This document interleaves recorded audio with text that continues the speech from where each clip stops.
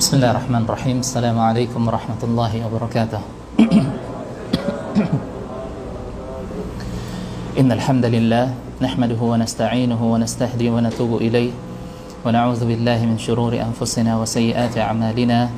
May yahdihillahu fala mudilla lahu wa may yudlil falan tajida lahu waliyyan murshida.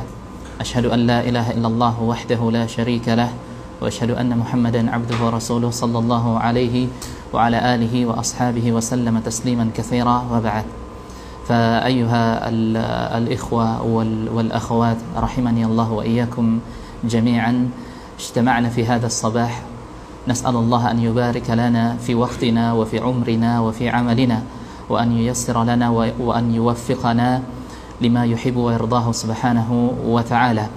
فاجتماعنا اليوم اجتماع من أجل طلب العلم، فلا شك على أن العلم له قيمة، وقيمة العلم كما قال عليه الصلاة والسلام: من سلك طريقا يلتمس فيه علما سهل الله له به طريقا إلى الجنة. نعم، فجزاء لمن يلتمس علما ولمن يطلب العلم ويخرج من بيته من أجل أن يتعلم العلم أن الله جل جلاله سوف يجازيه بالجنة. ولكن أريد أن أنبه لكم أيها الإخوة والأخوات على أن العلم ليس له قيمة إلا من أساس، وأساس العلم بل أساس جميع الأعمال هو الإخلاص لله جل جلاله، كما قال عليه الصلاة والسلام: إنما الأعمال بالنيات وإنما لكل امرئ ما نوى. نعم، فلا جزاء ولا ثواب ولا أجر إلا لمن أخلص نيته في سائر أعماله، ولا سيما في طلب العلم، كما قال الإمام أحمد رحمه الله تعالى: أفضل العبادات طلب العلم ولكن بشرط أن تخلص النية. فأنبه لكم على أن تخلصوا نياتكم وأن تصلحوا نياتكم من أجل أن ترفع الجهل عن أنفسكم أو على نفسك وعلى غيرك، ومن أجل أن تتعلم هذا الدين، ومن أجل أن تعلم الناس عن هذا الدين. واجتماعنا اليوم سوف نبحث عن علم الفرائض أو علم المواريث. نعم،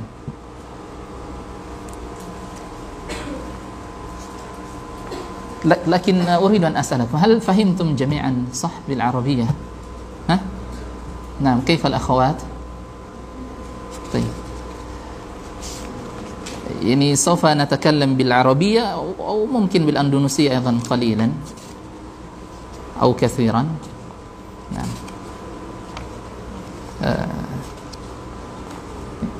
إذا كان نحتاج إلى ذلك.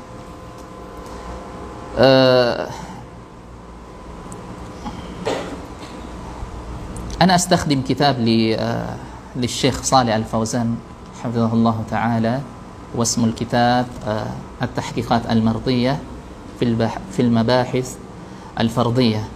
وحقيقة هذا الكتاب يعني رسالة ماجستير كتب الشيخ وطبع، يعني طبع بالكتاب، ثم بعد ذلك انتشر وجعل مقررا في الجامعات في السعودية. يعني جعل هذا الكتاب مقررا في الجامعات في السعودية في مادة علم الفرائض. ونحن أيها الإخوة والأخوات ندرس الفرائض هناك. ما أدري أنتم في الشريعة في أحوال، هل تدرسون الفرائض مادة خاصة عندكم؟ يوجد؟ كم مستوى درس يعني تدرسونه؟ مستوى واحد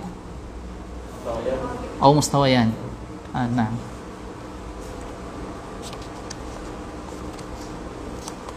طيب، إذن ما فائدة ندرس الفرائض الآن؟ أظن عندكم مادة فرائض لا، بس من أجل التسيير أو من أجل التيسير والتسهيل. وأنا سوف أقسم المادة أو الدرس إلى عدة أقسام ممكن قسمين أو 3 أقسام أو 4 أقسام. أما القسم الأول وهو لقاؤنا اليوم سوف يشتمل على المقدمات قبل دراسة علم الفرائض.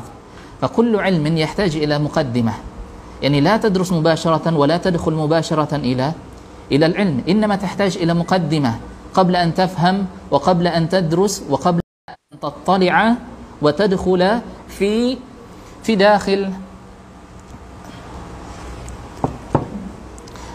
لا بس هنا يا أخي، هنا فقط. طيب نعم، يعني كل علم بلا استثناء يحتاج إلى المقدمات. فاليوم لا ندرس عن الحسابات، نعم، لن ندرس عن الحسابات، إنما سوف ندرس عن المقدمة. والمقدمة عندنا سوف نقسم إلى 5 مباحث. عندنا المبحث الأول والثاني والثالث والرابع والخامس. نعم. أما المبحث الأول فسوف نتكلم عن الأدلة الإجمالية التي تتعلق بالمواريث أو التي تتعلق بالفرائض، إما هذه الأدلة من الكتاب أو من السنة أو من الإجماع. هذا هو المبحث الأول. وأما المبحث الثاني سوف نتعلم عن تعريف علم الفرائض أو علم المواريث، وكذلك بيان أهمية دراسة علم الفرائض. هل مهم أن ندرس علم الفرائض أو نتركه ونترك يعني بقية الناس يدرسون علم الفرائض؟ والمبحث الثاني سوف ندرس عن نظام الموارث في الجاهلية، يعني سوف نفرق كيف المواريث في الجاهلية، يعني في زمن قبل ظهور الإسلام، وكيف الفرائض بعد ظهور الإسلام. هل هناك الفرق بين يعني تقسيم الفرائض في زمن الجاهلية وفي زمن الإسلام؟ هل هناك فرق؟ نعم، الجواب طبعا موجود، لكن سوف يعني ندرس في المبحث الثالث عفوا. والمبحث الرابع سوف ندرس عن حكمة التشريع في مقادير المواريث. Ya, jadi mabahas yang keempat itu kita akan pelajari tentang apa hikmah dibalik mengapa ada kadar yang ditentukan di dalam pembagian warisan. Ya, mengapa misalnya seorang istri atau seorang suami ketika istrinya meninggal dia mendapatkan setengah dari hartanya, ya, ketika dia tidak punya keturunan. Ya, ataukah mendapat 1/4 dari hartanya ketika mereka memiliki keturunan, ya. Mengapa harus 1/2, mengapa harus ada 1/4, mengapa harus ada 1/3, mengapa harus ada 2/3 dan seterusnya, ya. Apa hikmah dibalik dari pembagian, takdir maqadir hadhihi al-mawarith. Taib, wal mabhal al-khamis في بيان الحقوق المتعلقة بين التركة وترتيبها وبيان أركان الإرث. Jadi pembahasan yang kelima itu kita akan bahas tentang hak-hak yang berkaitan dengan at-tarikah. Ya, at-tarikah itu harta yang ditinggalkan oleh orang yang telah meninggal dunia. Ya, hak-hak yang berkaitan dengannya. Apakah setelah ia meninggal dunia hartanya langsung dibagi seperti itu? Ya. Ataukah ada hak-hak yang berkaitan dengan hartanya yang harus dipenuhi dahulu, lalu kemudian barulah bisa kita membagikan hartanya kepada para ahli warisnya. Ya. Dan juga arkan al-irs, yakni rukun-rukun dari pewarisan. Nadkhul ila al-mabhas al-awwal.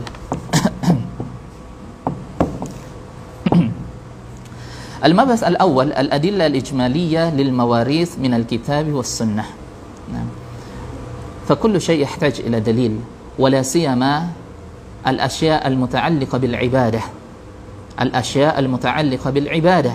نعم، لأننا لا نستطيع أن نعبد الله إلا بما أمر الله بنا، لأن الأصل في العبادة التحريم حتى يأتي الدليل الذي يأمرنا بفعل تلك العبادة، بخلاف المعاملات. الأصل في المعاملات ماذا؟ من يعرف؟ الأصل في المعاملات ماذا؟ الإباحة أو الحل، حتى يأتي الدليل يمنعنا أو يحرم علينا، أو حتى يأتي الدليل بالتحريم. طيب، والمواريث أيها الإخوة نوع من العبادة، نوع من العبادة. لماذا نقول ذلك؟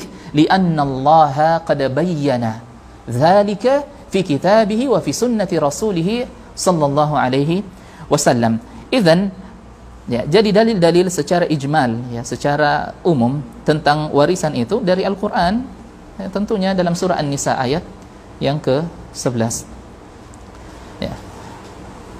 Coba baca ini Mas Muka Hah? Ansar Faisal, nah iqra al-ayah ya. An-Nisa ayat 11. Hah? لا لا عندك مصحف هنا؟ عندك مصحف في جوال؟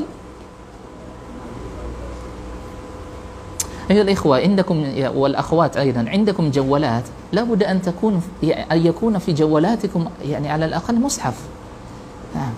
جميع البرامج موجودة في جوالكم ثم لا يوجد مصحف يعني. طيب إذن اقرأ. طيب والأخوات يعني بعدين يقرأنا يعني المعنى. طيب اقرأ الآية 11 11.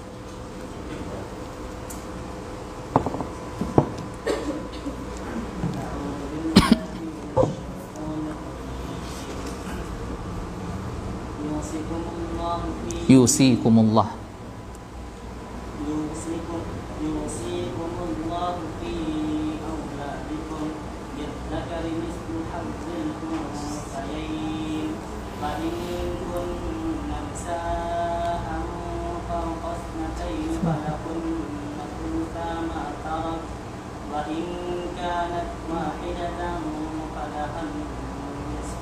نعم فلها النصف. طيب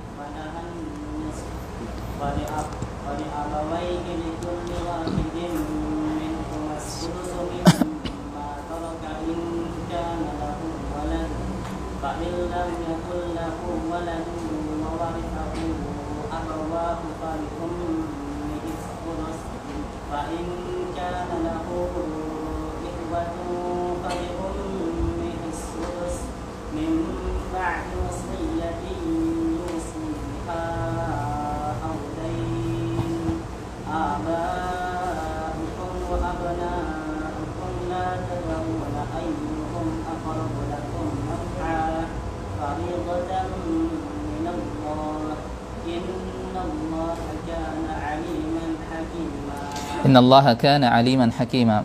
أحسنت بارك الله فيك. طيب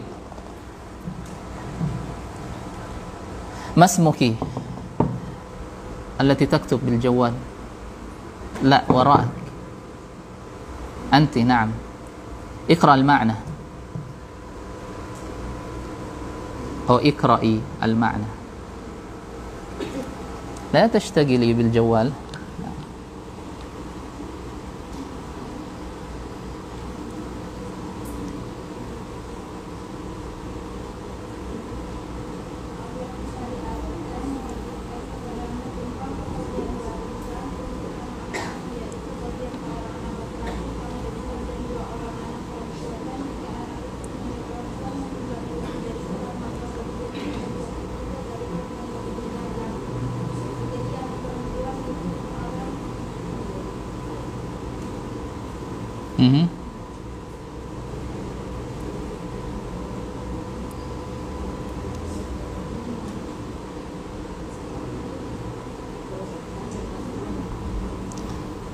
خلاص بارك الله فيك.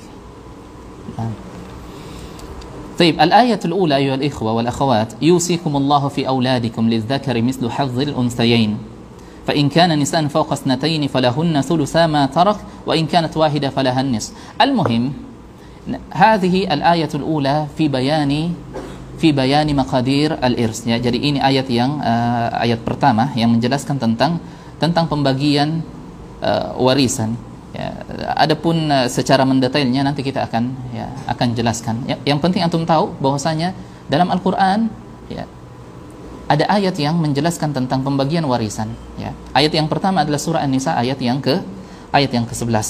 Kemudian ayat yang kedua ikhwas sekalian ya, surah An-Nisa ayat yang ke-12 ayat setelahnya ya, di mana Allah Subhanahu wa taala berfirman walakum nisfu ma taraka azwajukum illam yakul lahunna walad fa in kana lahunna waladun falakumur rubu'u mimma tarakna min ba'di wasiyati yusina biha aw dain wa lahunna ar-rubu'u mimma taraktum illam yakul lakum walad fa in kana lakum waladun falahunna ath-thumunu mimma taraktum min ba'di wasiyatin tusuna biha aw dain.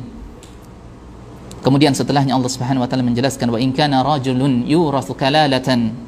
Ya, apa itu kalalah di dalam ayat ini? Nah, yakni laisa lahu waladun wa ya, kalalah ini tidak ada yang dia tidak punya ahli waris, meninggal tidak ada bapaknya, tidak ada orang tuanya, tidak ada usulnya dan tidak ada furu'nya. Apa itu usul? Ya, usul itu ya asalnya kita dari mana? Bapak kita, ya ibu kita, dan wa in ala dan seterusnya sampai ke atas. Itu dinamakan usul di dalam ilmu faraid. Sedangkan furu' keturunan kita sampai ke bawah, ya anak laki-laki kita, anaknya sampai sampai yang paling terakhir. Ya, itu dinamakan furu'. Baik. Kemudian ya, ayat yang ketiga adalah dalam surah An-Nisa ayat yang ayat yang paling terakhir, ayat ke-176, di mana Allah Subhanahu wa taala berfirman yastaftunak qulillahu yuftikum fil kalalah. Ya, itu dari Al-Qur'an. Kemudian dari hadis Rasulullah sallallahu alaihi wasallam bersabda, alhiqul fara'idha bi ahliha fama baqiya fahuwa li aula rajulin dzakarin. Ya, ini dalil dari hadis ya, di mana Rasulullah sallallahu alaihi wasallam menyebutkan alhiqul fara'idha bi ahliha. Ya, berikan faraid, berikan pembagian warisan itu kepada siapa? Bi ahliha, kepada orang-orang yang berhak untuk mendapatkan pembagian dari warisan tersebut. Fama baqiya, adapun yang tersisa, fahuwa li aula rajulin zakarin, maka itu diberikan kepada keluarga, ya, kerabat dari jenis laki-laki yang paling dekat kepada orang yang telah meninggal dunia tersebut. Ya, jadi ini dalil dari hadis yang menunjukkan tentang kewajiban untuk memberikan hak-hak warisan tersebut kepada yang berhak untuk mendapatkan warisan tersebut. Ya, jadi kita punya 3 ayat dan 1 hadis. Ya, hadis-hadis yang lainnya juga disebutkan, tetapi ya, cukup antum ketahui ya hadis yang sangat inti di dalam pembagian warisan, yaitu alhiqul fara'idha bi ahliha fama baqiya fahuwa li aula rajulin zakarin. Ya. Dan juga nanti kita akan bahas ya, kenapa selalu laki-laki yang didahulukan? Ya, kenapa pembagian laki-laki lebih banyak dibandingkan dengan pembagian perempuan? Ya, bukankah mereka sama-sama manusia? Ya. Dan itu akan kita bahas insyaallah taala. Ya. Ya. Sekarang kita berpindah kepada pembahasan selanjutnya, yaitu al-mabadi al-asharah. Ya. Ya. 10 hal utama yang harus kita ketahui ya, ya, sebelum kita lebih lanjut membahas tentang ya, ilmu waris. Yang pertama adalah ta'rifuhu. Ya, tentu ini ya, wajib ini antum ketahui. Ya, di setiap belajar ya, cabang-cabang keilmuan itu wajib antum ketahui apa ta'rifnya. Ya, apa definisi dari apa yang antum pelajari atau antunna pelajari. Ya, dan ini akan kita bahas. Yang kedua, maudu'uhu. Ya, ya.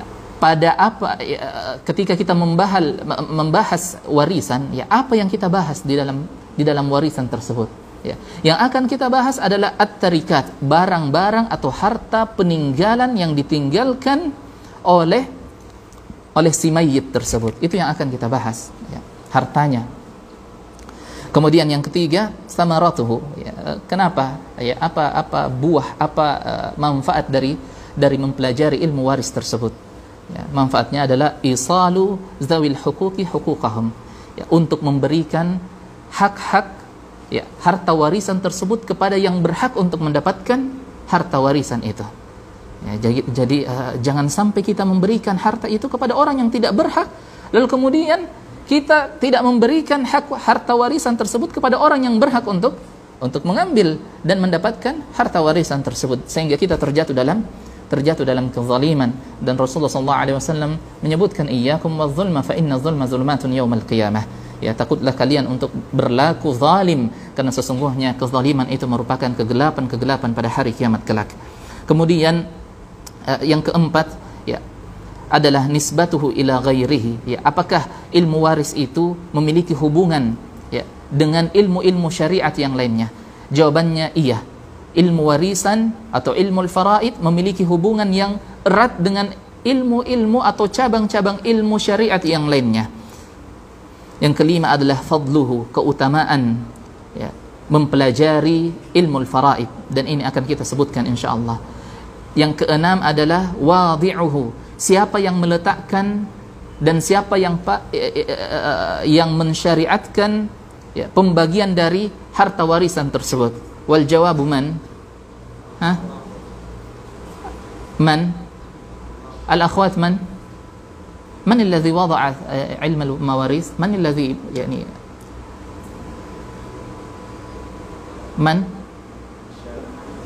Man الشارع درستم هذا في أصول فقه. نعم الله جل جلاله. نعم.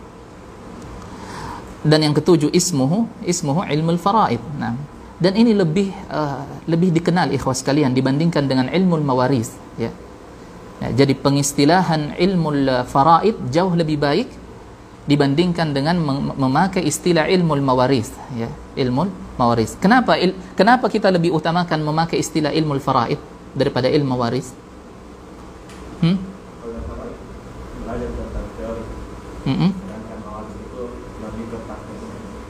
Lebih kepada prakteknya, pembagiannya. Naam. Ada jawaban yang lain?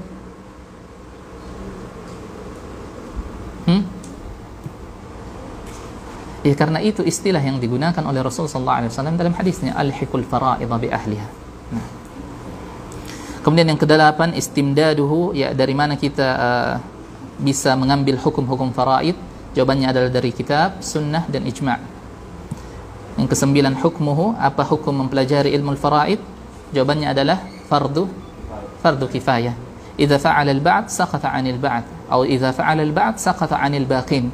Kalau sudah ada sebagian yang mempelajarinya, maka, ya, kewajiban, ya, itu sudah terjatuh, atau sudah, ya, orang-orang lainnya sudah terbebaskan dari kewajiban untuk mempelajari ilmu faraid.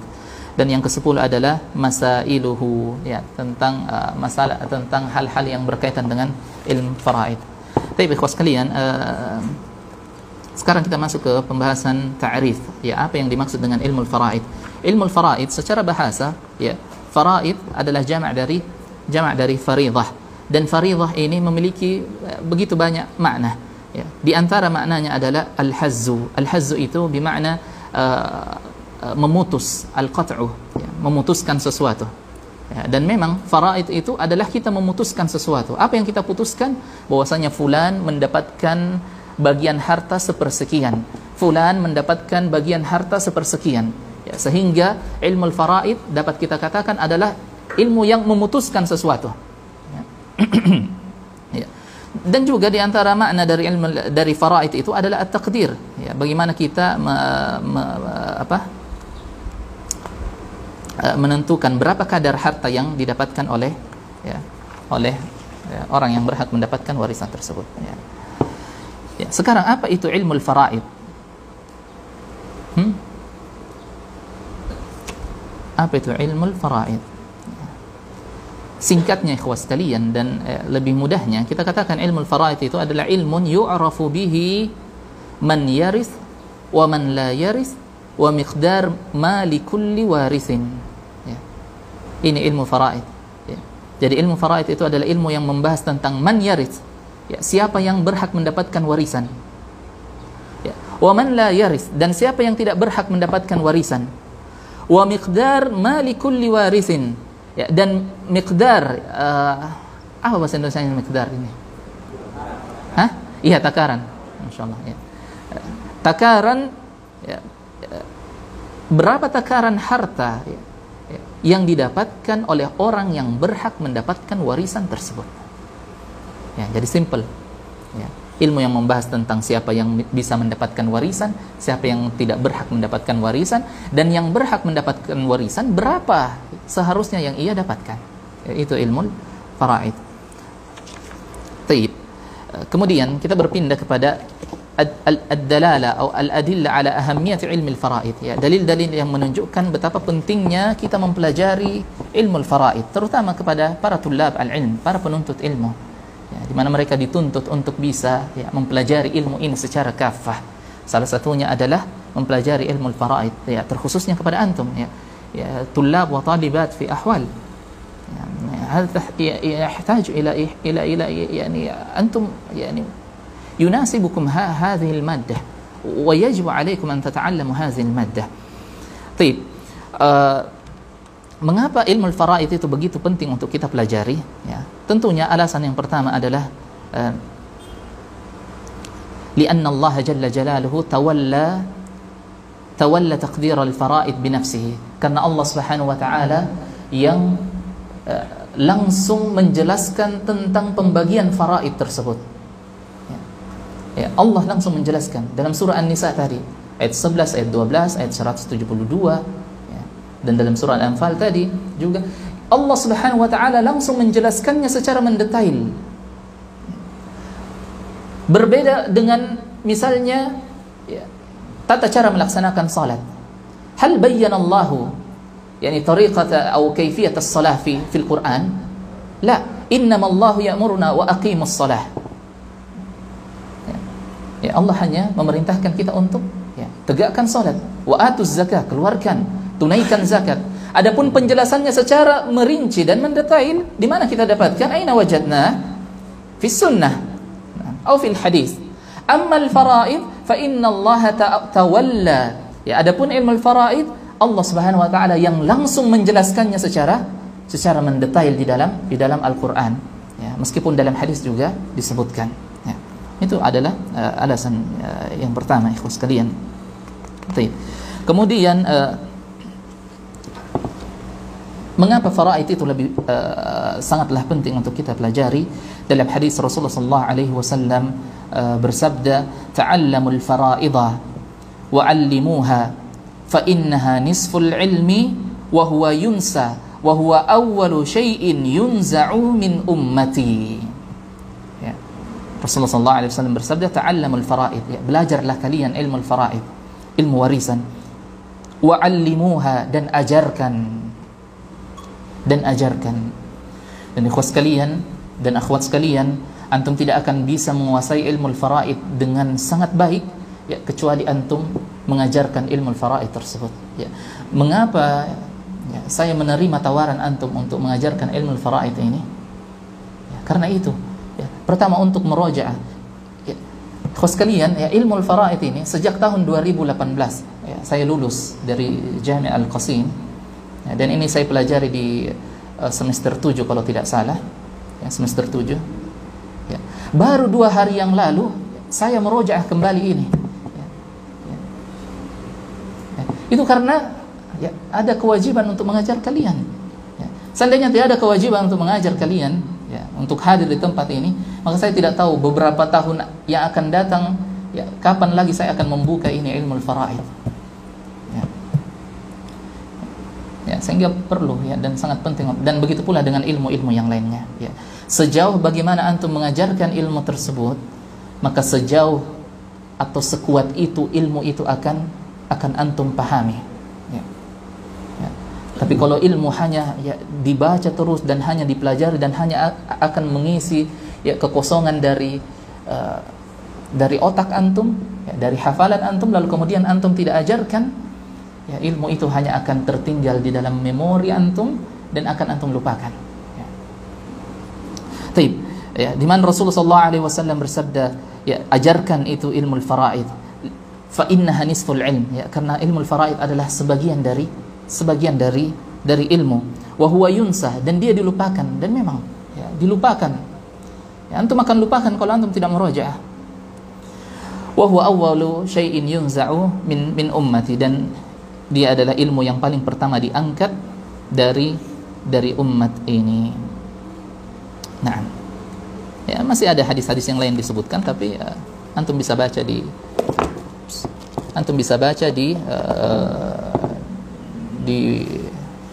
di buku yang saya bawa ini. Kemudian ikhwas sekalian, di antara perkataan para sahabat yang menunjukkan betapa pentingnya mempelajari ilmu faraid, yang paling terkenal perkataan siapa? Perkataan siapa? Ada yang tahu? Perkataan Umar radhiyallahu anhu, ya, di mana beliau mengatakan ta'allamul faraida fa innaha min dinikum. Ya, belajarlah kalian ilmu faraid karena dia adalah bagian dari agama kalian. Baik, kemudian kita berpindah kepada al-mabahas as-salis, pembahasan yang ketiga, yaitu bayan nizamil mawaris fil jahiliyah wal Islam ma'a bayani mizati nizamil Islam fi dhalik. Ya, jadi pembahasan yang ketiga ini tentang bagaimana aturan pembagian warisan di zaman jahiliyah, ya, di zaman qabla zuhuril Islam wa fi zamanil Islam, yakni ba'da zuhuril Islam. Ikhwan dan akhwat rahimani Allah wa iyyakum jami'an, sesungguhnya merupakan sebuah kepastian bahwa setiap yang bernyawa akan menemui kehancurannya dan kebinasaannya. Kama qala jalla jalaluhu kullu man 'alaiha fan wa yabqa wajhu rabbika dzul jalali wal ikram. Yani kullu ma 'alaiha fan, yani kullu ma fil 'alam siwa Allah jalla jalaluhu sawfa yahlik wa sawfa yamut. Kullukum mayyit. Dan setiap di antara kalian akan menemui kematiannya. Ya, merupakan kepastian, tidak akan ada manusia yang hidup abadi. Sehingga ya, ketika ia telah menemui kematiannya, ya, datanglah syariat ini menjelaskan tentang pembagian warisan.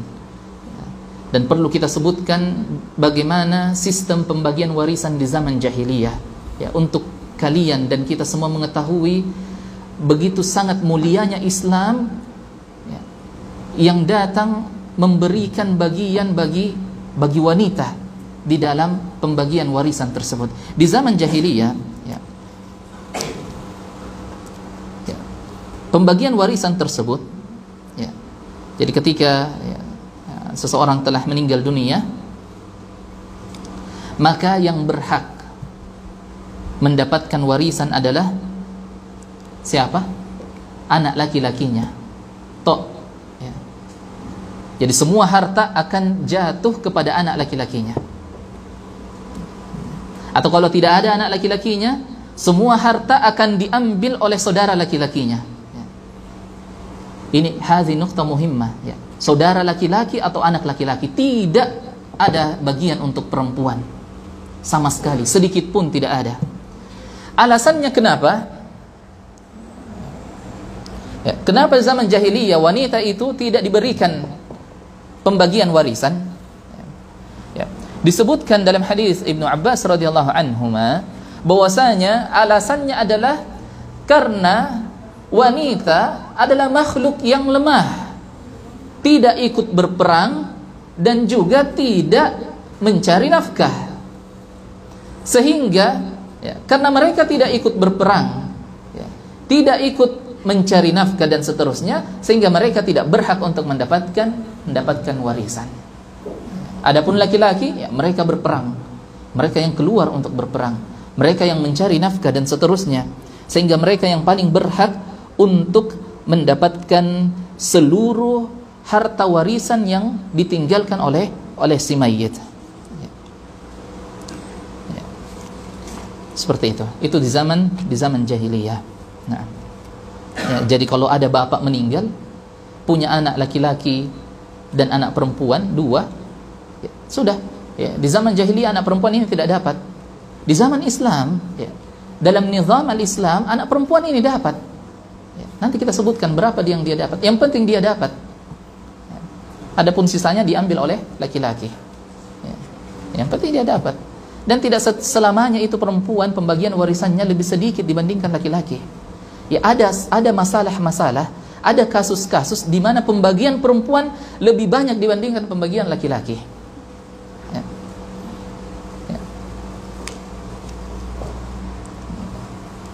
Dan itu kita akan sebutkan insyaallah di pertemuan-pertemuan yang akan datang. Ya, contoh yang paling simpel misalnya, seorang bapak meninggal dunia, lalu kemudian mewariskan harta ya, 1 miliar misalnya. Anaknya 11, 10 laki-laki 1 perempuan. 10 laki-laki 1 perempuan. Perempuan ini dia mendapatkan sepersekian dari harta tersebut. Ya, ada bagiannya. Langsung diberikan kepadanya. Kemudian yang tersisa diberikan kepada laki-laki. Coba kalau misalnya perempuan ini dapat 2 miliar misalnya. Ya, atau dapat 3 miliar. Lalu kemudian yang tersisa berapa? Berapa tadi? Saya bilang 1 miliar ya? Ya, 10 miliar kalau begitu. Ya. Yang perempuan dapat 3 miliar. Ini ya, crazy rich dari mana ini? Ya, yang penting bukan crazy rich hasil ini hasil nipu ya, trading yang murah banget itu. Ya. Coba ya, perempuan dapat misalnya 3 miliar dari 10 miliar. Terus saudara laki-lakinya ada berapa tadi? 10. Yang sisa diberikan kepada saudara laki-lakinya semua. Sekarang siapa yang mendapat lebih banyak? Perempuan. Ya, karena yang 7 miliar itu mereka akan bagi 10 dari saudara laki-laki itu. Ini contoh yang sangat simpel yang saya berikan kepada antum. Kemudian datanglah Islam, ikhwas sekalian wa akhwat sekalian. Ya, menjelaskan dan membatalkan hukum-hukum jahiliyah. Ya, membatalkan hukum-hukum jahiliyah. Ya, sehingga tidak ada orang yang berhak mengatakan ya, mengapa Islam begitu zalim kepada wanita, terutama dalam hal warisan. Ya, mengapa harus berbeda dan seterusnya. Ya, coba kembali kepada zaman jahiliyah di mana wanita tidak memiliki hak sama sekali sedikit pun. Lalu kemudian Islam datang mengajarkan dan Allah menjelaskan secara langsung bahwasanya pembagian wanita, ya, saudara perempuan, ibu dan seterusnya sepersekian. Dan ikhwas sekalian wa akhwat sekalian, ya, hukum Allah Subhanahu wa taala itu tidak dipertanyakan. Ya, hukum Allah Subhanahu wa taala ya tidak dipertanyakan. Ya, mengapa Allah seperti ini? Mengapa Allah seperti ini? Ya, dan seterusnya. Baik, kemudian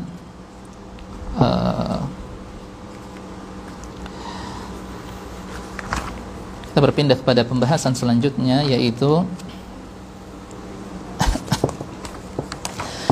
fi bayani hikmati tashri' al-islami fi maqadir al-mawaris.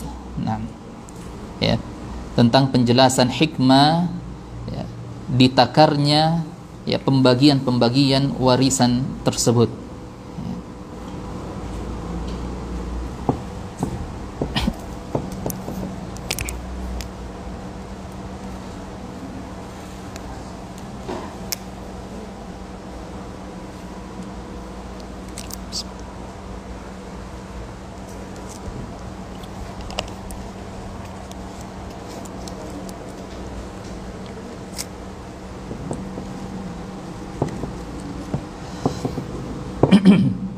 Ya, jadi hikmah mengapa harus ya ditakar? Mengapa harus ada 1/2, harus ada 1/4 dari harta? Mengapa harus ada 1/6, 2/3, 1/3 dan seterusnya? Ya, kenapa harus ada penakaran di dalam pembagian harta tersebut? Kenapa tidak ya dibagi-bagi saja? Ya, ketika ada seseorang meninggal, sudah ya mereka bersaudara ya, berkumpul. Yani anak-anak dari orang yang meninggal ini berkumpul, kemudian ya saling bersepakat, ya kamu bagianmu seperti ini, sepersekian. Mengapa harus ada pembagian? Ya, alasannya ikhwas sekalian, ya, tentunya yang pertama adalah Allah Subhanahu wa taala, wa kana Allahu aliman hakima. Ya, karena Allah itu Maha mengetahui, lagi Maha hakim, Maha bijaksana. Ya. Allahul ladzi khalaqana wa huwa a'lamu bil umuri allati tasluhuna. Ya, Allah yang menciptakan kita dan Allah yang paling mengetahui perkara-perkara yang bisa mendatangkan maslahat kepada kita.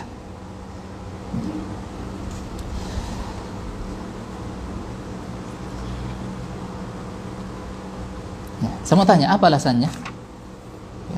Sebenarnya simpel sekali alasannya. Ini dibahas di sini panjang. Ya. Tapi alasannya simpel, cuma satu. Apa itu? Siapa yang tahu? Ya, dalam pembagian, ya, kenapa harus menakar? Ya, contoh pembagian buka puasa misalnya. Ya, kenapa harus kita taruh di piring dan kita takar-takar ya? Setiap orang mendapatkan ini. Kenapa tidak langsung saja kita taruh di atas nampan, taruh di depan, kemudian setiap orang maju dan mengambil bagiannya? Kenapa? Supaya apa? Hah? Supaya adil. Supaya tidak terjadi permusuhan dan pertengkaran di antara mereka. Ini hikmahnya. Dan jiwa manusia ya, zaluman jahula. Ya. Jiwa manusia itu apa? Ya. Lebih condong untuk melakukan kezaliman dan melakukan hal yang bodoh. Ya. Kenapa? Karena jiwa ini ammaratun bisu, ya, mengajak kita untuk melakukan keburukan. Ya. Meskipun ada jiwa-jiwa yang mengajak kepada kebaikan, tetapi yang lebih dominan adalah ammaratun bisu, ya, dia mengajak kepada keburukan. Ya, sehingga penting syariat ini menjelaskan bahwa bagian Anda adalah 1/2, bagian Anda 1/6, bagian Anda 2/3, 1/3 dan seterusnya. Agar apa? Agar kiranya tidak terjadi perpecahan, permusuhan, atau bahkan ya, terjadi pembunuhan di antara orang-orang yang berhak atau ahli waris dari harta tersebut. Dan ini kita dengarkan dan banyak terjadi kasus tersebut. Ya, kasus terputusnya tali silaturahim, ya, kasus pemukulan, ya, dan bahkan yang paling parah adalah pembunuhan. Ya. Untuk mencegah semua itu agar tidak terjadi, maka syariat menjelaskan dan menakar bagian dari setiap ahli waris yang berhak mendapatkan warisan tersebut. Seperti itu. Baik. Sekarang kita masuk pada pembahasan yang kelima. Ya. Fi bayanil huquq al-muta'alliqa bi'aini at-tarika wa tartibiha wa arkan al-irs. Itu penjelasan tentang hak-hak yang berkaitan dengan harta yang ditinggalkan oleh si mayit, ya, dan apa yang harus kita lakukan dengan harta tersebut, dan rukun-rukun di dalam pewarisan. Ya.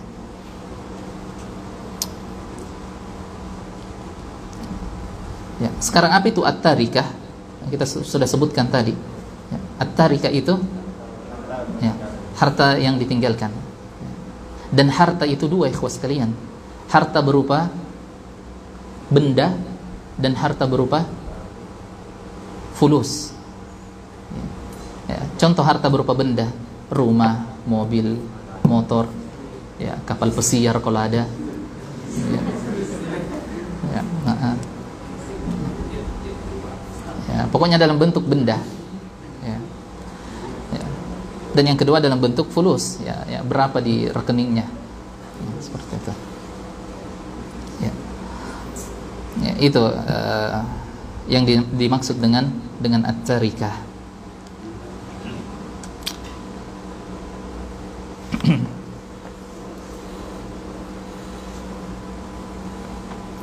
Taib,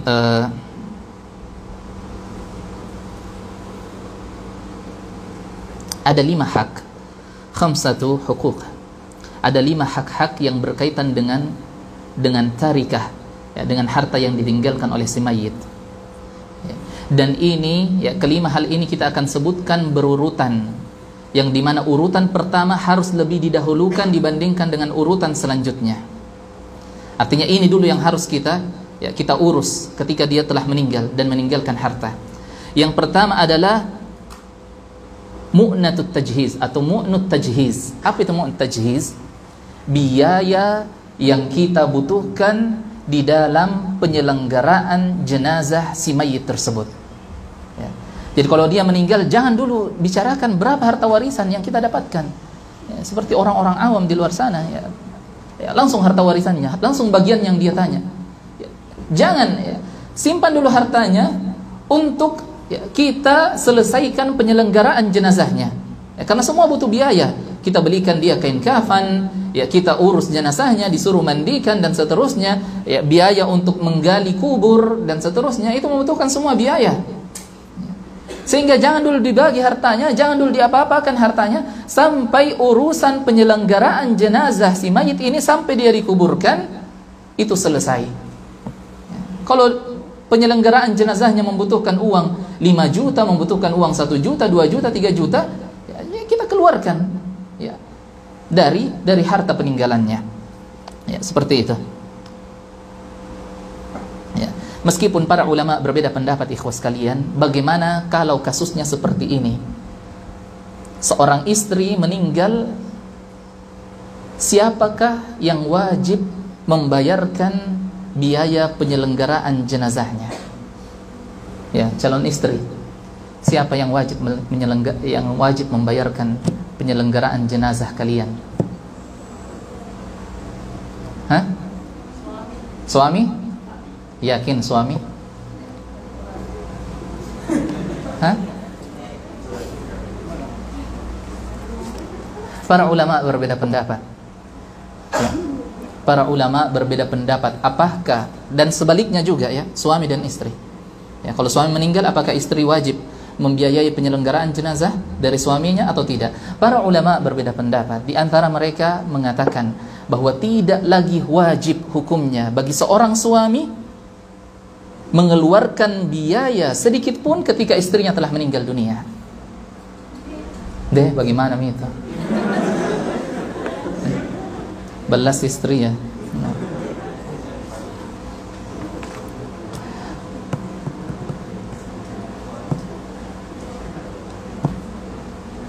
Dan sebaliknya juga ya, dan sebaliknya juga.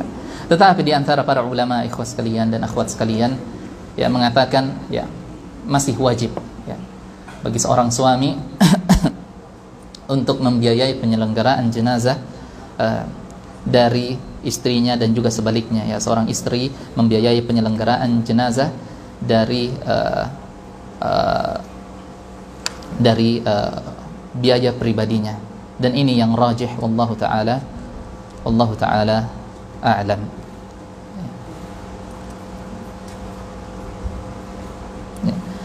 Lantas apa landasan ulama yang mengatakan tidak wajib itu? Saya mau tahu. Apa landasan mereka mengatakan tidak wajib hukumnya? Ya.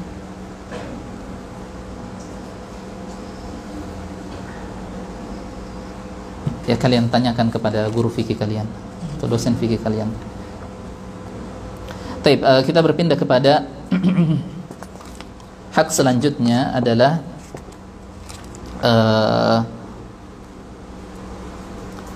hak yang berkaitan dengan utang. Jadi ini hak yang kedua. Jadi kalau selesai penyelenggaraan jenazah, ya kita lihat, kita berpindah kepada poin yang kedua. Dia punya utang atau tidak? Ya, dia punya utang atau tidak? Dan utangnya itu apakah berkaitan dengan harta dalam bentuk benda ataukah harta dalam bentuk ya, fulus tadi ya. Kalau harta dalam bentuk benda, misalnya dia punya mobil dan dia jadikan mobilnya itu sebagai jaminan dari utangnya, maka selesaikan ini dulu ya. Selesaikan ini ya, dia punya harta dan dia jadikan hartanya itu jaminan ya, untuk mendapatkan utang, selesaikan ini, selesaikan dulu ini. Dan juga ya, mengenai atau berkaitan dengan hutang-hutang yang lainnya. Kemudian urutan selanjutnya atau hak selanjutnya yang berkaitan dengan tarikah adalah al-wasiyatu bis-thuluts fa aqallil ajnabi. Wasiat sepertiga harta. Ya. Dan syariat membolehkan kita untuk mewasiatkan sepertiga dari harta kita sebelum kita meninggal dunia. Sebelum kita meninggal dunia, dengan syarat ya, misalnya ya saya meninggal, saya sakit ya, dan sakit ini, atau jangan saya, fulan sakit, nah ya, fulan sakit dan dia sudah ya, mengira-ngira bahwa dengan sakit tersebut mungkin dia akan meninggal dunia ya.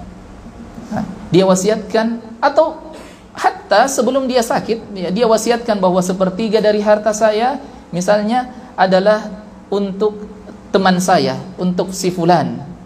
Ya. Ya.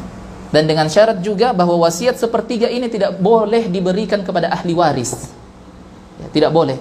Harus diberikan kepada ajnabi. Apa itu ajnabi? Orang yang tidak ada hubungan warisan ya dengan kita. Ya. Tidak boleh diberikan kepada ahli waris. Kenapa tidak boleh? Ya. Kenapa tidak boleh? Wasiat sepertiga harta tidak boleh diberikan kepada ahli waris. Iya, supaya dia tidak dapat double. Supaya tidak terjadi lagi permusuhan ya. Kenapa dia dapat sepertiga sedangkan kami tidak? Tidak boleh. Sehingga sepertiga itu hanya boleh diwasiatkan kepada orang yang ajnabi, yang tidak ada kaitannya dengan kita ya. Saya misalnya punya teman ya, fulan atau murid dan seterusnya ya, saya wasiatkan kepadanya sepertiga dari harta saya, dan tidak boleh lebih dari sepertiga. Tidak boleh lebih dari sepertiga. Karena Rasulullah SAW bersabda, as-sulus was-sulusu katsir. Ya, kalau mau mewasiatkan sepertiga saja, dan sepertiga itu sudah sangat banyak. Ya, kata Rasulullah SAW. Dan Rasulullah SAW menyebutkan, ya, sesungguhnya engkau meninggal dunia, lalu kemudian meninggalkan keluargamu, ya, dalam keadaan tidak meminta-minta, ya, karena terlalu banyak mau diwasiatkan hartanya, sampai akhirnya dia meninggal dunia, justru ahli warisnya tidak dapat harta. Ya, kata Rasulullah, ya, jangan sepertiga saja, karena sungguh ketika engkau meninggalkan keluargamu, ya, di saat engkau telah meninggal dunia dalam keadaan mereka mampu dan tidak meminta-minta kepada orang, itu jauh lebih baik bagimu. Ya, bagaimana mungkin antum memberikan orang yang jauh, ya, harta antum, lalu kemudian antum tinggalkan keluarga antum dalam keadaan miskin? Ya, perbuatan yang zalim. Ya. Kemudian di antara hak yang lain selanjutnya adalah yang terakhir al-irs, ya, warisan. Ya, barulah setelah itu ikhwas sekalian. Jadi yang pertama adalah penyelenggaraan jenazah, yang kedua adalah utang yang berkaitan dengan harta benda, harta dalam bentuk benda, yang ketiga utang dalam bentuk fulus, yang keempat apa? Bayar utangnya kalian cepat-cepat. Ya, jangan ditunda-tunda. Ya, dan yang punya utang juga jangan menghilang ketika ditagih utangnya. Ya, datang berutang ya, seperti kucing. Ya. Kalau ditagih utangnya jadi singa dia. Ya, sekalian. Kemudian arkanul irs, yakni rukun-rukun warisan. Ya, ada 3. Yang pertama al-muwarris. Apa itu al-muwarris?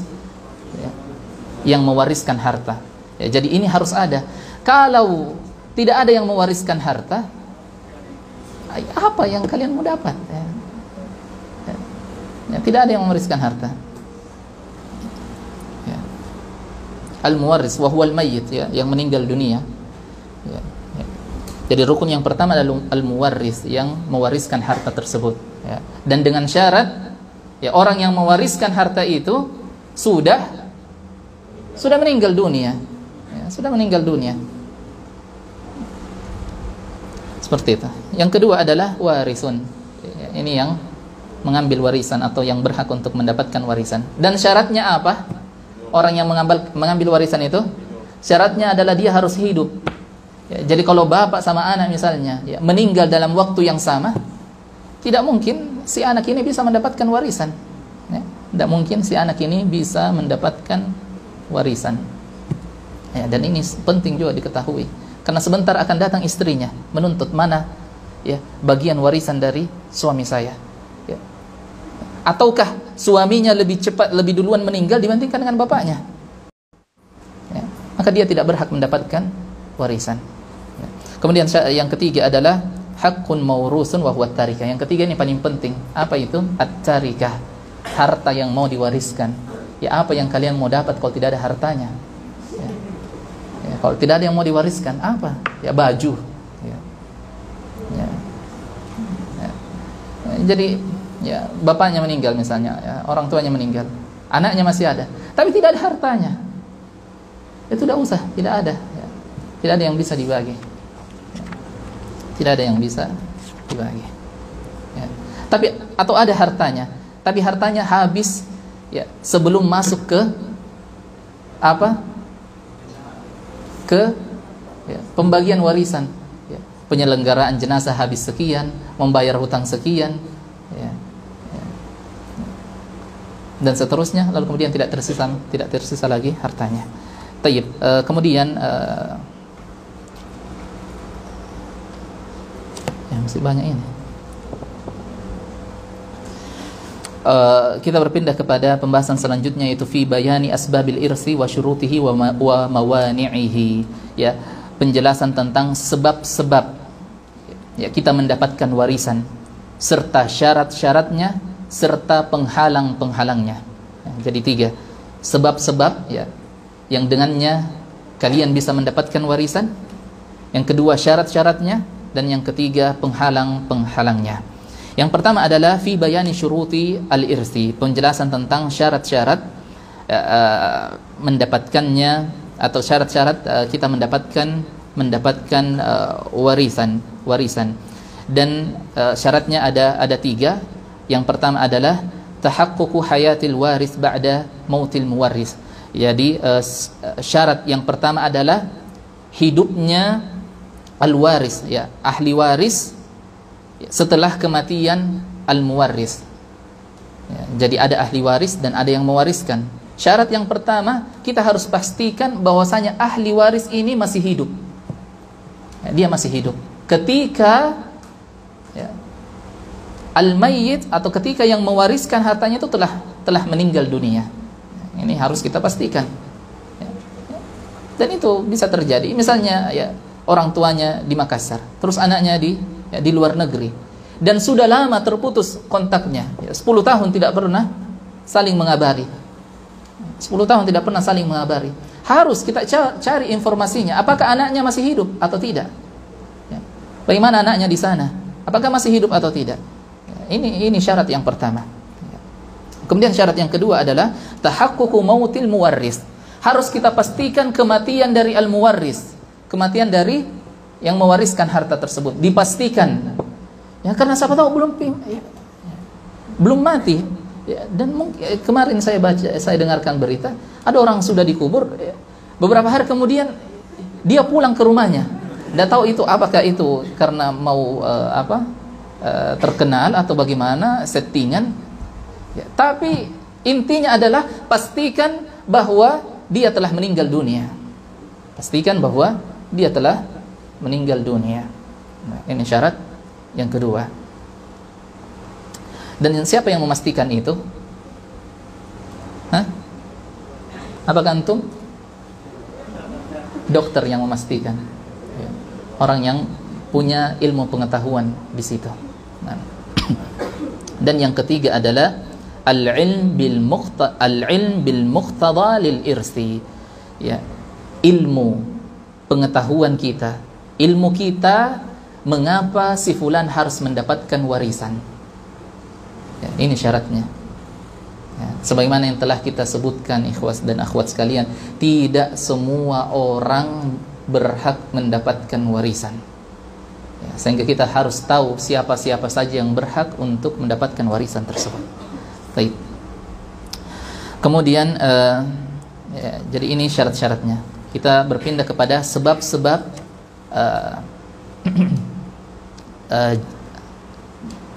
jatuhnya warisan tersebut.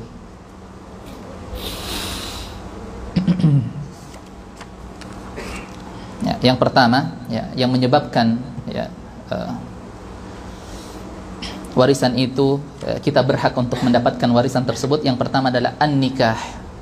Ya, nikah. Dan nikah yang dimaksud ini adalah an-nikah as-sahih, nikah yang benar. Ya. Meskipun ya, setelah menikah mungkin belum sempat untuk al-wata'. Nah, araftu makna al-wata'? AKA al-jima'. Nah. Ya. Dan itu bisa terjadi, ya. Orang menikah ya, belum malam pertama, ya, belum jima', meninggal ya, salah seorang di antara mereka, suaminya kah atau istrinya. Ya. Nah, dan ternyata akhirnya ya malam pertamanya di kuburan. Nah.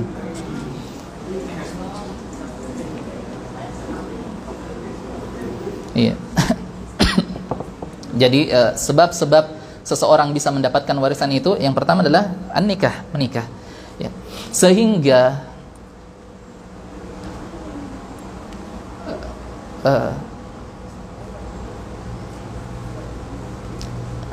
pernikahan yang tidak sahih itu ya tidak menjadi sebab dia bisa mendapatkan warisan. Ya. Seperti menikah dalam keadaan apa? Dalam keadaan hamil, wal iyazu billah.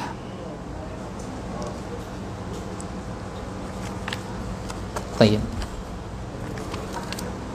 Ya, sebenarnya di sini dijelaskan juga bagaimana bagian warisan, harta warisan yang didapatkan oleh seorang wanita yang ditalak. Ya, apakah ia berhak mendapatkannya atau tidak? Tapi ini kita tinggalkan saja, ya, terlalu panjang. Ya, kita berpindah kepada sebab yang selanjutnya adalah al-wala. Al-wala, sebab selanjutnya adalah al-wala. Apa itu al-wala? Hah? Apa?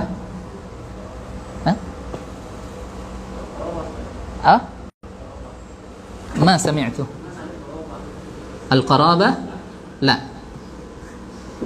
هذا القرابة في السبب الثالث. السبب الثاني الولاء. ما هو الولاء؟ ها؟ نعم الذي يعتق العبد أو الأمة أو الأمة, yaitu yang membebaskan budak. Ya. Meskipun tidak ada lagi budak di zaman kita, ya. Tapi ya, di antara sebab seseorang bisa mendapatkan warisan karena dia membebaskan budak tersebut. Ya. Fulan misalnya punya budak, ya. Lalu kemudian dia merdekakan budaknya. Ya, kamu merdeka, sudah bebas dari perbudakan. Ya, kamu sudah menjadi orang merdeka. Nantinya ini, ya, misalnya budaknya menjadi orang yang sukses, ya, menjadi orang yang kaya dan seterusnya, nantinya dia berhak untuk mendapatkan warisan dari mantan budak tersebut. Dari mantan budak tersebut. Ya, jadi kalau kalian punya budak, berdekakan saja budak kalian. Kemudian sebab yang ketiga yang disebutkan oleh fulan tadi adalah al-qarabah.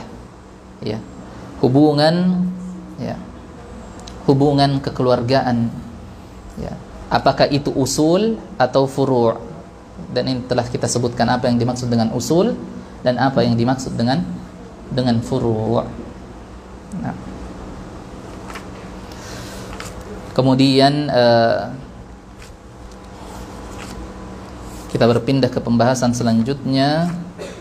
Dan ada sebab-sebab yang lainnya yang disebutkan, tetapi itu diikhtilafkan oleh para ulama. Adapun sebab yang ketiga tadi itu ijma' oleh para ulama, ya, disepakati oleh para ulama. Sekarang kita berpindah kepada pembahasan fi bayani mawani'il irsi wa fihi mas'alatan. Penjelasan tentang penghalang warisan, ya, sesuatu yang menghalangi seseorang untuk bisa mendapatkan warisan. Dan yang diijma', disepakati oleh para ulama ada tiga. Yang pertama adalah ar-riqu, yaitu budak atau perbudakan. Jadi seorang budak tidak berhak mendapatkan warisan dan tidak berhak mewariskan. Ya. Seorang hamba sahaya, seorang budak, ya, tidak berhak mendapatkan warisan dan tidak berhak memberikan warisan. Kenapa? Apa alasannya? Karena harta seorang budak itu dimiliki oleh tuannya. Ya. Jadi setiap harta yang ia miliki itu kembali kepada tuannya, tuan yang memiliki. Ya. Sehingga kalau ia diberikan pembagian warisan, maka siapa yang akan mengambil warisan tersebut? Hah? Tuannya, ya, bosnya yang ambil. Ya, bukan dia, karena harta seorang budak, ya, itu milik dari majikannya. Itu yang pertama. Kemudian yang kedua, di antara penghalang untuk mendapatkan warisan adalah al-qatl, pembunuhan. Ya, pembunuhan.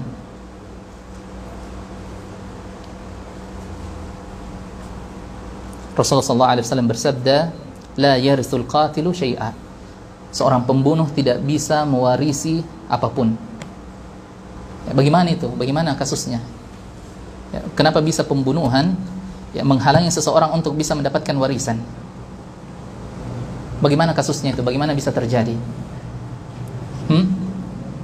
Seorang anak punya bapak. Bapaknya ini kaya, memiliki kekayaan yang banyak. Sudah bosan anaknya menunggu kapan bapaknya meninggal. Akhirnya dikasih kopi sianida misalnya, diracuni bapaknya, seterusnya, wal iyyazu billah. Dan ini kelakuan orang-orang kafir, dan bahkan di antara kaum muslimin ada yang melakukan itu, wal iyyazu billah. Dia bunuh bapaknya untuk tujuan apa? Untuk tujuan mendapatkan warisan. Sehingga apa hukuman baginya? Hukuman baginya adalah dia tidak berhak mendapatkan warisan sepeser pun. Dalam kaidah dikatakan, man ta'ajjala qabla awanihi hurima uqiba bihirmanihi. Barang siapa yang ta'ajjal, mada ta'ajjal, tergesa-gesa, tergesa-gesa di dalam sesuatu, untuk mendapatkan sesuatu dengan cara yang haram, maka dia dijatuhi hukumannya apa? Tidak boleh dia mendapatkan apa yang ia inginkan itu. Seperti anak tadi, ta'ajjala, dia tergesa-gesa, tidak sabar. Keinginannya saja agar bapaknya cepat meninggal, itu sudah dosa besar, ikhwas sekalian. Cukup keinginannya saja, bilang kapan ini bapakku ini meninggal, kapan harta warisan dibagi. Cukup keinginan saja itu sudah dosa besar. Bagaimana lagi kalau dia melakukan pembunuhan? Dan yang dibunuh bukan manusia ajnabi, yang dibunuh orang tuanya, waliyahzubillah. Akhirnya dia dihukum dengan cara apa? Dengan cara tidak diberikan kepadanya tujuan ia melakukan pembunuhan tersebut, yaitu harta warisan. Nah, kemudian di antara di sini disebutkan ikhtilaf ulama yang begitu panjang, tapi tidak perlu kita sebutkan. Kemudian di antara penghalang untuk mendapatkan warisan adalah ikhtilafud din. Ikhtilaf ad-din, perbedaan agama. Perbedaan agama. Di mana Rasulullah SAW bersabda, la yarisul muslim an-nasrani illa an yakuna abduhu aw amatahu. Atau dalam hadis, la yarisul muslim al-kafir walal kafir al-muslim. La yarisul muslimul kafira walal kafirul muslima. Seorang muslim tidak mewariskan dan mendapatkan warisan dari seorang kafir, dan juga seorang yang kafir tidak boleh mewariskan dan mendapatkan warisan dari seorang muslim. Jadi ini penghalang yang ketiga, ikhtilaf ad-din. Sekarang pertanyaannya adalah bagaimana, yang tadi jelas antara muslim dan kafir. Misalnya bapaknya kafir, dia muslim. Misalnya bapaknya orang Cina tapi masih kafir. Anaknya muslimah misalnya, muallaf. Dia tidak mendapatkan warisan dari bapaknya.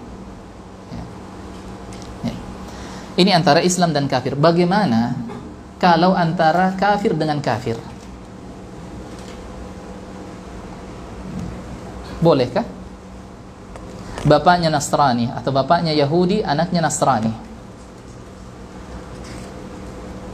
Kalau bapaknya Yahudi, anaknya Yahudi, silakan Anda wariskan harta Anda. Tapi kalau beda agamanya bagaimana? Apakah boleh?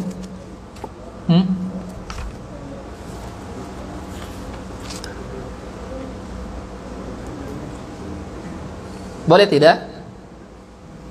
Allah alam, jawabannya tidak boleh. Di dalam hadis Rasulullah SAW bersabda, la yatawaras ahlu millataini syattah.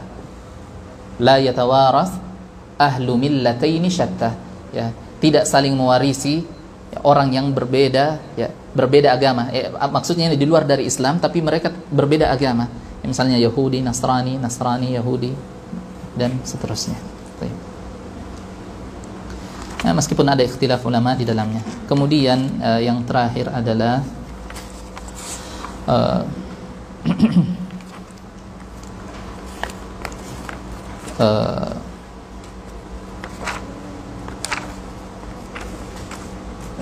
yang terakhir adalah selesai. Jadi itu muqaddimah kita di dalam mempelajari ilmu al-faraid, ya, di mana kita telah membahas 5 al-mabahis. Yang pertama adalah dalil-dalil yang menunjukkan tentang warisan. Yang kedua adalah apa yang dimaksud dengan ilmu al-faraid dan pentingnya mempelajari ilmu al-faraid. Yang ketiga tentang perbedaan nizam al-mawaris fil jahiliyah wal Islam. Kemudian yang keempat, ya, hikmah di balik at-tasyri' fi maqadir al-mawaris, wal khamis fi bayan al-huquq al-muta'alliqah bi'ain at-tarikah wa tartibiha wa bayani arkani al-irth. Nah, kita sudah selesai untuk sesi yang pertama. Untuk sesi yang kedua, kalau ingin atau ada yang ingin ditanyakan, ya, kita persilahkan. Ya, kita tutup dulu pembahasan ini. Wassallallahu ala nabiyina Muhammadin wa ala alihi wa sahbihi wasallam.